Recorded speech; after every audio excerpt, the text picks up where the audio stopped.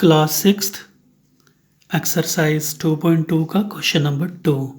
इसमें आपने प्रोडक्ट निकालनी है। क्वेश्चन है find the product by suitable rearrangement. सबको मल्टीप्लाई करना है, लेकिन एक अरेंजमेंट करके। तो अरेंजमेंट आपने कैसे करनी है, इनमें से कोई दो नंबर आपको बड़े ध्यान से चूज़ करने हैं कि उनको आपस में मल्टीप्लाई करके 100 आ जाए या 1000 आ जाए, कुछ ऐसा 0 में जिनकी मल्टीप्लिकेशन आ जाए, तो वो दो नंबर आपको चुनने होते हैं। तो इस पार्ट में तो वो दो नंबर आसानी से मिल जाएंगे। वो क्या होगा, 2 और 50। तो सबसे पहले हम क्या करेंगे, 2 और 50 को आपस में मल्टीप्लाई कर लेंगे। इनको ब्रैकेट में रखा और फिर बाद में हमने 1768 को मल्टीप्लाई करना है। अब आपको पता है 52 ज़र कितना होता है, 100 होता है। तो ये देखो 100 आ गया और इसको मल्टीप्लाई करना है फिर आपने 1768 के साथ। अब किसी भी नंबर को 100 से मल्टीप्लाई करना, 1000 से मल्टीप्लाई करना, 200 से मल्टीप्लाई करना, 500 से मल्टीप्लाई करना बहुत आसान होता है। ठीक है, तो कैसे करना है ये देखो, 100 को मल्टीप्लाई करना है 1768। इन 00 को नहीं देखो, अभी सिर्फ 1 को देखो। तो 1 को 1768 के साथ मल्टीप्लाई किया, तो 1 को किसी भी नंबर से अगर मल्टीप्लाई किया जाए, जैसे 1 को 2 से मल्टीप्लाई किया तो आंसर कितना आता है, 2। 1 को अगर हमने 10 से मल्टीप्लाई किया तो आंसर कितना आता है, 10। ऐसे ही अगर हमने 1 को 1768 से मल्टीप्लाई किया तो कितना आएगा, 1768। तो आया ही आया। अब बाद में ये दो साथ में 0 लगा दो, तो ये इसका आंसर आ गया। इसमें हमने अरेंजमेंट भी कर ली और मल्टीप्लिकेशन देखो कितनी आसान हो गई। अब ये देखो बी पार्ट, ऐसा ही करना है। ढूंढो कोई दो नंबर ऐसे इनमें कि जिनको आपस में मल्टीप्लाई करने से जो 100 में आ जाए, 1000 में आ जाए, कुछ ऐसा 0 वाली टर्म्स कुछ आ जाए तो आसान रहेगा। तो यहाँ पे भी वो ढूंढना बड़ा आसान है। अगर हम 4 को 25 के साथ मल्टीप्लाई करें और फिर मल्टीप्लाई कर लें 166 के साथ, तो ये देखो हमें पता है 25 4 ज़ार कितना होता है, 100 होता है। ये देखो आ गई 0 वाली टर्म और इसको मल्टीप्लाई किया 166।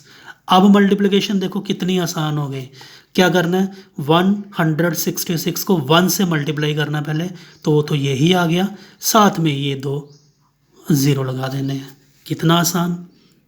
ठीक है, सी पार्ट देखो। सी पार्ट में भी कोई ऐसी दो टर्म्स ढूंढ लो जिनको आपस में मल्टीप्लाई करके 100 आ जाए, 1000 आ जाए, कुछ ऐसा आ जाए। तो यहाँ पे वो मेरे को दिख रही हैं, एक 8 है और एक 125 है। मैं पहले इनको ले लूँगा, इनको मल्टीप्लाई किया और फिर मल्टीप्लाई कर देंगे हम 291 के साथ। तो आप रफ में जाके 8 को 125 से मल्टीप्लाई करोगे जब, तो ये आ जाएगा 1000 आ जाएगा, 3 0 और साथ में 291। बहुत आसानी से मल्टीप्लिकेशन हो जाएगी। फिर वही पुराने तरीके से 291 को 1 से मल्टीप्लाई किया तो 291 तो आया ही आया, साथ में ये 3 0 लगा देने हैं, ये आ गया। ठीक है, अब डी वाले पार्ट में देखो, ढूंढो द्वारा कोई ऐसे दो नंबर जिनको मल्टीप्लाई करके 0 वाली टर्म में कुछ आ जाए।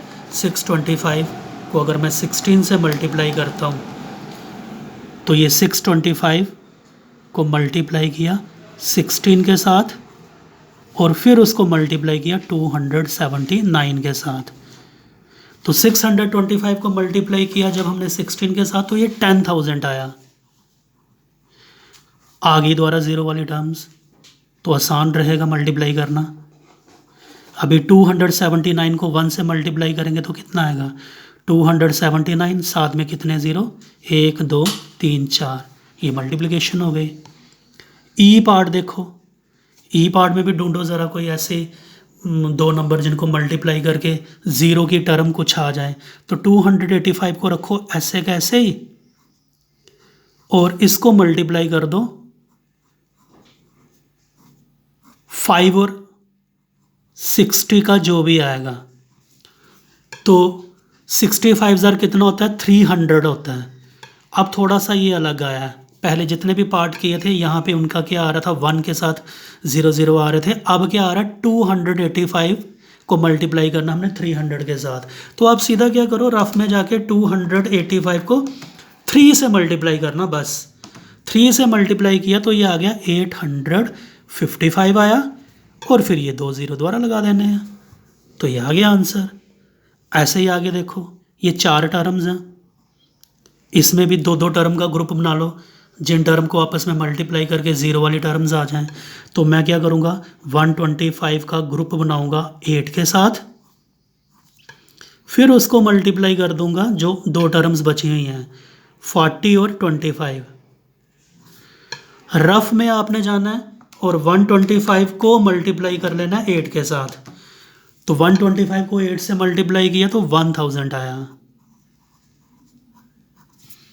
फिर 25 को 40 से मल्टीप्लाई किया तो उसका भी कितना आया, 1000 आया। कितना आसान क्वेश्चन हो गया।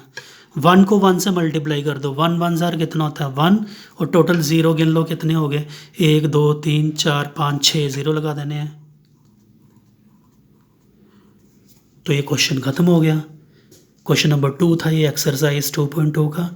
तो बड़े ध्यान से इसको आपने अपने आप को समझाना है और अपनी कापियों पे भी इसको नोट कर लेना है। Thank you.